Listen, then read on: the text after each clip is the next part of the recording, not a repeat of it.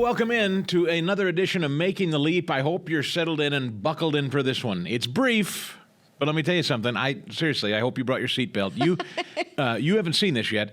I had the chance to talk with my talk radio colleague, Dennis Prager. Okay. A little earlier. Okay. Now, Dennis has many opinions about many things. He's a brilliant man. He's written countless books. He's a theologian. He's been on the radio for decades. I admire him tremendously. Okay.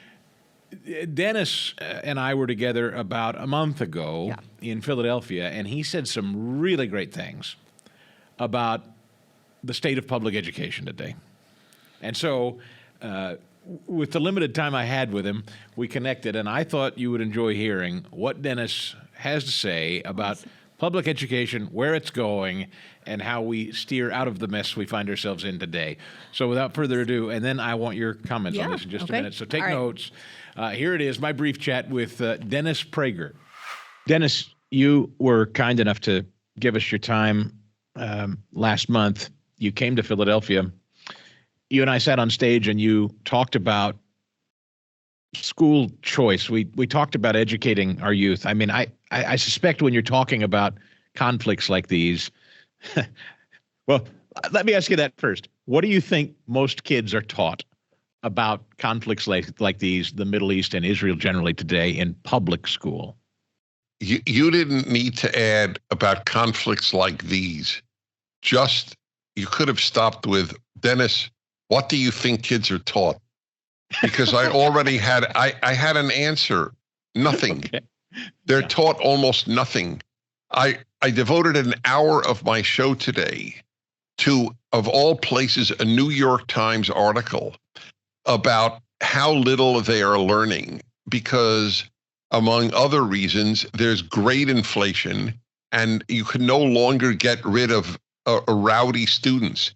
In my corrupt state of California, which Californian corruption is redundant, there is now a rule: you cannot dismiss rowdy students.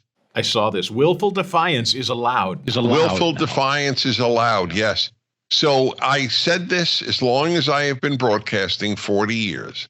In 1962, when the Supreme Court of the United States ruled against prayer in school, children went in one generation from blessing their teachers, it was actually a blessing over teachers, to cursing their teachers. The left has created this entire issue. They have ruined our schools because if one knows only one thing about modern life, one should know this. Everything the left touches, it destroys. Schools is one example. Do you believe we have to wrest education away from the Marxist in our midst in order to save the future of the country? I mean, our youth and our young people, if they're not taught properly, is there any way to save the country fundamentally? No, not really. And so the question is, how do you do that? And one is school choice. Another is school boards. And my favorite is get them the hell out of the entire system and let it collapse so that we can build something beautiful. In the meantime, the most wonderful thing people could do for this country is homeschool their children. You said something really, I think, important but provocative, because I don't know if anybody had ever heard it before. You specifically mentioned the role of women today in this educational crisis. I don't know if you recall having said what you said, but if you do, of course, I wrote a whole column on it. People can find it on the internet. Please, I stand by this. Women are playing a wildly disproportionate role in ruining children. I don't mean as mothers. I mean as people in the education system, people advocating that we teach children that they're not boys or girls. They'll determine whether they're a boy or a girl. Drag Queen Story Hour, the death of standards in education, because we don't want any kid to think ill of himself if he only has a grade of 50. So we'll pass him anyway. This is overwhelmingly done by women. 85% of librarians are women. That's where many Drag Queen Story Hours are taking place. about 85% or so of kindergarten teachers are women. A vast majority of school principals are women. The vast majority of elementary school teachers are women. And if we have no problem acknowledging that men disproportionately commit violent crime, if we care about honesty and we don't fear what the left will say about us, because you can't be honest if you fear the left, because truth is not a left-wing value, then you will just as readily acknowledge the disproportionate role women are playing in hurting children. That's Dennis Prager. That's as honest and as raw as it gets. Dennis, you started PragerU, I think, with education in mind, did you not? And of course, it's exploded, and it's now curriculum across the country. Well, across the country, from your mouth to God's ears, but certainly in certain states across the country. I'll give an example. Right? I'm sorry. Yes, Texas. New to Texas, yes, that's the next one. Yes, Oklahoma and Florida. I think New Hampshire. So I just will leave you and your listeners with this. Anyone who wants to understand the Middle East would do better watching all the PragerU videos, and they're all only 5 minutes, on the Middle East, and there are about 20 of them, than going for a graduate degree in Middle Eastern studies. I know this because I went to graduate school at the Middle East Institute of Columbia University, studied Arabic and Hebrew. And I've been to that area of the world many times. And I can tell you, you will learn more about the Middle East dispute watching PragerU videos than getting a PhD in Middle East studies at Princeton. And listening to your show. Let's not forget your show. Thank you. Dennis Prager, it's a pleasure. Thank you, sir. You're a joy. So there you go. That's I warned you. I said, buckle up. I know. I was kind of like, what do I? Yeah. Hold on. He minced no words, did he? No, he did not. But I think that's the So what value do of you somebody say? like him, right? Women. Let's take that one that's first. where you want to go first? Oh, I was just dying. I was dying to hear what you... Yeah. Look, you said a couple of shows ago. I did. Go ahead. A couple of shows ago, you made sort of a glib comment about women generally. If you want, I don't want to put words in your mouth, so you tackle it again. What did you say? Well, I would like to not go back to what I said because it was a little awkward. But what I want women to understand, they have an important role to play right now. Like women, I think women, moms, leaders, we have a job to do. And he basically just said, there's a whole bunch of them doing a job and they're wrecking everything, right? He did not include what he, I think, if my memory serves, he said last month, in addition to the things he said pretty aggressively there, was that women used to be seen as the most fierce protectors of children. I agree. And this kind of predatory behavior, this kind of mental torture, this kind of weird sexual perversion stuff that kids are finding themselves talking about, that was stuff that usually was associated with men, and we usually threw men out of polite society for doing that to children. His argument was that now it's primarily driven by women. So that's... and he's right. You have to acknowledge that when you talk about the amount of women that are in education. So from a numbers standpoint, it is women because women are in the education arena. So I do agree. You have to, there's no way around that. The numbers don't lie on that. So that's fair and that's true. I would respectfully counter that just a bit because I think it is also women, such as Riley Gaines, for example, right, who are coming forth and leading the charge to combat it. And that is what I meant a few weeks ago when we were talking. I feel like we have this group of women that it's like, you always call it like squawking, like that, nonsense talk, right? Because it is nonsense. What a lot of these teachers are saying in the public school sector, what they are saying in libraries, he's not wrong on any of that. Like, that is incorrect. It is a bunch of nonsense. It's empty talk. And it is being combated by women, Moms for Liberty. We have organizations full of women, the IWF, they're coming forth to combat it. So yes, in education, I think that's true. But the antidote, I think, is also full of women. Not that men aren't in there. I just think it's being met well. I would add weak men.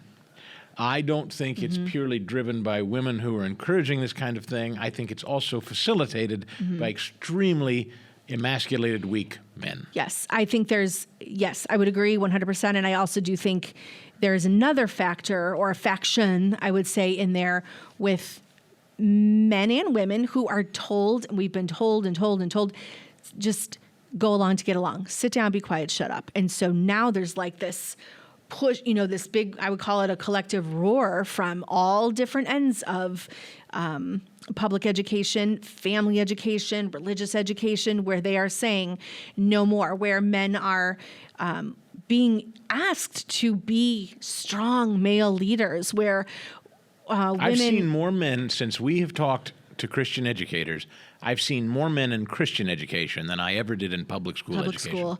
And I don't know if that's anecdotal, but that's what I sense. It might be because I look around, I'm thrilled when I look around where our daughter is at and I see the prevalence of men, and some are quiet, some are, a little bit more, I don't know what the word, not bombastic, but they're more, they're louder, they're more whatever. We have a lot of variety of personality, but they are Christian men leading. Yep. And that we need. I mean, they even have, I think it's called like a Men Being Men's Weekend or something. Yeah. And it's for like boys and dads and like coming together. And I think matters. that it absolutely does. And so he's not, when Dennis is saying those things, I agree. I'm also I'm in groups and I'm on sites with talking about, books and libraries, and my heart goes out specifically to a lot of librarians. I'm sure there's a different word for them too in different places that are like, how do I get some of these books off our shelves in our public libraries? How do I get them off our shelves in school libraries? So they are trying, but man, the push against the ones that are wrecking things, that's tough. That's tough to combat. But it's, I take a little bit of offense because I know these women, I know them. Well, I don't want to take offense at it. That's not right. But just in his defense, I think what he's saying is those pushing this agenda are women, but that is not to say all women are pushing this agenda, right? And I would say there's, and again, just like anything else, it's always, I think, a loud minority that makes it seem like everybody. So when you talk about 85% of the workforce in education is women, true. I would say there's that small chunk that is louder than the remaining chunk, and that remaining chunk is who I wish I could get a hold of more and just say, oh my gosh, and I think they're trying. We know a lot of people in public education that are trying and they're doing things. Here's the other one that I want to ask you about. Maybe you made notes, but I was dying to ask you. He said, I know you believe, the reason we're here, the reason we're doing this is because, I've told my radio show listeners, I don't believe you can save the country until you save kids in education. Mm-hmm. There is no point in discussing the future of the country if children don't understand what makes our country special and how to govern. Right. And what self-governance is and natural rights. If children aren't taught that, then the country's lost. I believe that. I think Dennis does too. I think you do too. Right. He went one further, though. He said he not only wants to see the whole system implode, he says he thinks it's best that everybody's homeschooled. Yes, I did write that down. So, I raise my eyebrows at it, but I don't even necessarily disagree, I will say, because... And we're not anti-homeschool here. No, we have a lot of homeschool friends. That's what I was thinking about, because we have said multiple times, if we... knew then what we knew now, we would have changed the whole thing. And I would have homeschooled all of them. I wouldn't have thought or looked too hard, I don't think, at private school. I would have just done what I kind of knew I probably should have been doing, and I didn't do it, right?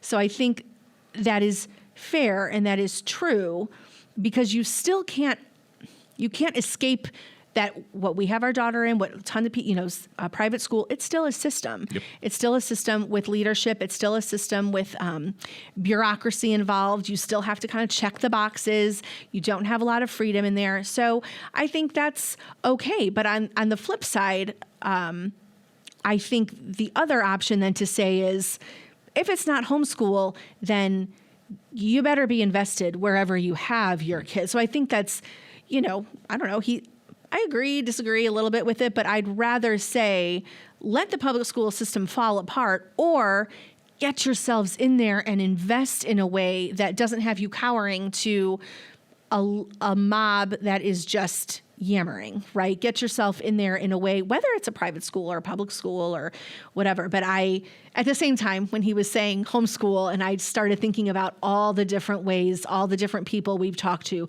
who are homeschooling, who do recognize that is, he's not wrong, that is the only way you will be able to 100% without any interruptions or interference, affect and control and disseminate information that needs to be disseminated. He was talking, you had asked him about what are kids in school being taught about, the Israeli-Palestinian conflict. Mm-hmm. In my head, before he even answered, I kind of half laughed and I thought, well, nothing. And then he answered it nothing, but he was going down a different way. But no. I kind of thought, no, I bet they are being taught. They're being taught that everyone's equally at fault. This is the and they're still. I know that they are. I've seen the letters. Parents have sent me letters from superintendents that say. So maybe not nothing. They're being taught something that's harmful and incorrect. Yeah. And that's a really big red flag. But then I think, as a teacher, I don't know that I would have wanted to go down that path. I don't know that I could have gone down that path to teach my students the information, because it all has to be this big, you all have to be similar across the board. So that's a hard thing to do. You look at popular culture. I noticed in terms of this war and Hamas attacking Israel, Pink, the artist Pink, who hates pro-life people and said she doesn't want pro-life people attending her concerts. Oh, gosh, the hypocrisy. Well, now she puts out a post on X and she says, I don't want anybody to think I was flying the Israeli flag at concerts. Please, please, no, that would be horrible if you thought that. Apparently she was taking all kinds of, and lots of celebrities are taking all kinds of incoming from their fans who... I don't know if their position is Israel has it coming or whatever, but it's like, and I don't mean to get into geopolitics here. No, and they probably don't have, I don't fully have a 100% grasp on it. This is what popular culture is, and this is what most, I think, public schools are teaching kids. Both sides have a story, and I mean, almost this tone of Israel had the slaughter coming, and I find that and that's horrible, right? And it's a weird topic, all of it, because then you can launch right into the comparison with right to life and what's happening there, and none of that is being taught in a way that parents would want to. So we brought up this particular very important story because this to me, without even getting into any other issues, this is Katie bar the door. This will be the nail in the coffin of public education if this takes root across the country, as Gavin Newsom has just signed off and implemented on willful defiance being perfectly tolerated. And again, the story, if you didn't hear it, Dennis and I were talking about it earlier, by July of next year, it will be illegal for public schools in California to suspend students for behavior issues. Signed into legislation by Governor Gavin Newsom, it will be banned. All public schools will be banned from punishing or suspending those engaged in willful defiance, K through 12, in all of California. Now, that will single-handedly destroy public education. That makes it no more than prison. It's a prison system at that point. If teachers are not able to deal with willfully defiant children, that's it. Kids cannot learn then. I read that, and I had heard that a little bit. That is such a slap in the face to any teacher. I've been on the end of dealing with specifically 3 students that I can remember. I mean, I know there were more, but there were 3 specific ones. One of them we actually ended up in legal proceedings over. So all 3 of those were doing things that were threatening either to the teachers or to the students, or in some cases actually hurt a teacher. If you cannot have a student like that out, I do not care. I don't care if it's a kindergarten age. I don't care if it's elementary. I don't care if it's high school. If you cannot remove students to allow the learning to occur with all the other students, it's done. Yep. You have to, as the teacher, go in there and you are the authority, which, we've seen it can be problematic. But at the same time, if you don't have that authority, if you don't have that leadership and that control in your classroom, you've lost it. There's no learning that is going to happen. So for him to do that, I really feel like, number one, he's completely ignorant on how education actually works.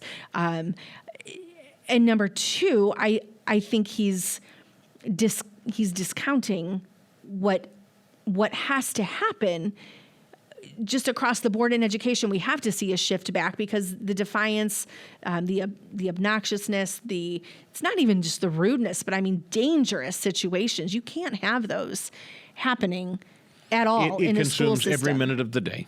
Right. It would consume every minute of a teacher's day. day. And it already probably is. So the fact that they went so far the other way and said, we're just not going to kick anybody out. Well, oh my goodness. How are you supposed to get anything done? And why, as a parent now, are you going to send your kid anywhere where they're not going to be safe? Safety is what everyone's screaming and yelling about. Safe space, safe, safe, safe, safe. Well, they're not safe when they've got the child, the student, or in some cases, if you have a 16 or 17, you have a mini adult, a grown, full-sized person in that classroom causing a disruption, and you can't do anything. Your hands are tied. Goodbye. No way. Teachers will not stay for that. One more story that I just kind of wanted to bring to your attention before we wrap up today, just because I thought it notable, and I don't know if I brought this up on a previous show, but it's worth revisiting again, and that is the question that the Daily Mail asks, is a college degree even a good investment anymore? That is K through 12 education. You send them on to college ideally, or a lot of people think that that's what you should do. Is that worth your time and taking on debt? And they ask the question because Walmart, one of the biggest employers in the country, even at an executive level, a senior level, Walmart is now talking about axing degree requirements from hundreds of their corporate job descriptions. And if companies like Walmart start to do that, then you would imagine it's a domino effect. Are we seeing a tide now shifting too in those out there hiring kids coming out of school or not going to school, kids coming out of high school maybe, or having other real world experiences, trade schools? People are able to take corporate jobs with places like Walmart without college at all. I wonder if that will become a trend, a thing. I don't know. I hope so. I hope it does. I hope there's a lot of value to working your way up in a company. That was always the... We have a friend who has no college degree. I'm interrupting you, but I just want to say we have a friend that who literally just lost his job, has no college degree, and said every time he applied, that was one of the hurdles. Now he's as qualified. He's our age. He has years of experience. He's far more qualified. That's what I was going to say. He's far more qualified in that industry than the 22-year-old or 23-year-old coming into the company. And so for that reason and that reason alone, I totally support what Walmart is doing. Now, I do think there's value to knowing your trade, knowing your craft. I would not want somebody who didn't have some sort of background in, as a teacher or a doctor or there are things, I think degrees in studying and learning are super important. However, if you are in a company like a Walmart or perhaps a Target, restaurant management, you learn so much more on the ground in the business to work your way up than somebody who comes in who thinks they have all these fancy tools. No, you don't, actually. Well, look, we did a couple of episodes ago. We talked about, getting an MBA in middle school. Middle school, right. We're going to be talking, I know, in weeks to come with those who are in the trades and teaching through a Christian perspective. Yep. There's a lot of learning going on that has nothing to do with going to a 4-year institution. Right. And also the idea, too, that a lot of it is becoming not necessary as you have things like dual enrollment. We have, one of our kids is taking multiple classes, taking a class in high school that takes care of his class in college. He doesn't need to go to that college for it anymore.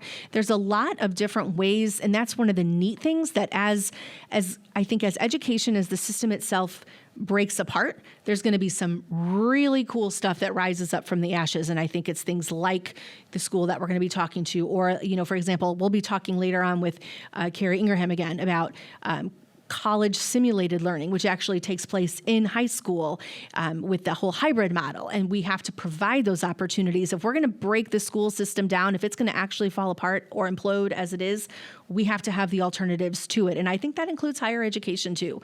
I think it's on its way. I think it's coming. Well, I hope you've enjoyed the episode. Dennis was a treat for us to throw in the mix. Spicy, was he not? He was. But I have gone to his videos. I mean, he's not kidding. They're 5 minutes, and I can watch them, and they've got pictures, and they've got the thing. And I use that sometimes to take it in because the Israel-Palestinian, conflict, that's a great example of there's so much to know. There's no way to know it all. breaking it down in small chunks is important. I But also like the what idea, he does. the idea that you can't teach it to your kids. Well, right. I mean, right. sure you can. Of course you can. And those And you videos can should. help, and so many other tools. Topics. He has all kinds of topics with his PragerU videos. So at any rate, I hope you'll give this a 5-star review if you're so inclined. If you listen on Spotify or Apple Podcast, leave it a 5-star review, maybe a written review, and let us know your thoughts. People can reach out to and pitch ideas. We're starting to get increasingly more pitched ideas here, are we not? Which I love. I was sitting here earlier making a list of who connected us with whom, and how we're going to talk with them, bringing them into Herzog. It's exciting watching. So how do people do that? We got the link in there. All the links are below. Sending emails to us. Hello at, I think I know the email is down below, but hello at Making the Leap Podcast. That's always a great way to reach out. Send it to us, and we will respond, start throwing ideas around, and we look forward, as always, to having you with us. Thanks so much. Making the Leap is a podcast presentation courtesy of the Herzog Foundation. Please rate and comment on the show, as well as subscribe so you never miss an episode. And we'll see you next time on Making the Leap.